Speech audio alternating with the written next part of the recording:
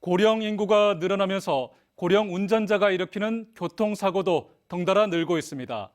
경찰과 지자체는 노령자가 면허를 반납하면 10만 원 교통카드를 주고 또 면허 갱신을 까다롭게 하는 등 다양한 정책을 펼치고 있는데요. 물론 교통안전도 중요하지만 노인들의 이동권 보장이라는 교통복지 차원에서도 접근해야 한다는 지적입니다. 양관희 기자가 보도합니다. 운전면허 소지자 가운데 65세 이상이 차지하는 비율이 매년 늘고 있습니다.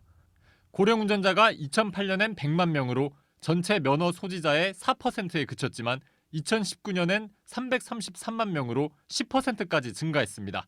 고령 운전자 교통사고도 2016년 2만 4천 건에서 5년 만에 3만 1천 건으로 27% 늘었습니다. 고령 운전자 사고를 줄이기 위해 경찰과 지자체가 다양한 제도를 내놓고 있습니다. 대구시와 경찰은 65세 이상 시민이 운전면허증을 반납하면 10만 원 교통카드를 주고 있습니다.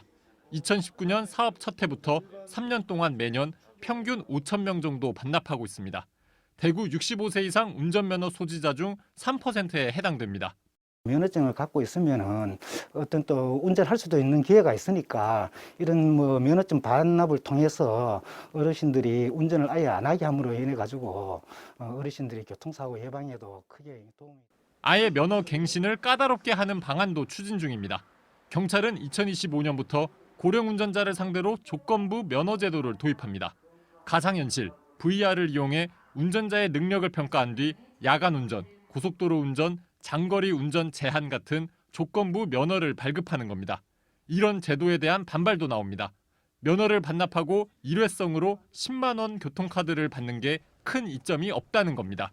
또 생계 문제 등을 이유로 조건부 면허를 받아들이기 어렵다는 비판도 제기됩니다. 많이 불편하죠. 난 농사를 짓고 있는데 경산 질량의 농사를 짓고 있는데. 갈수록 늘어나고 있는 고령 운전자 교통사고. 사고를 줄이기 위한 원인 제거도 중요하지만 고령 운전자들의 교통복지 차원도 함께 고려해 대책에 반영해야 한다는 목소리가 나오고 있습니다. MBC 뉴스 양관입니다.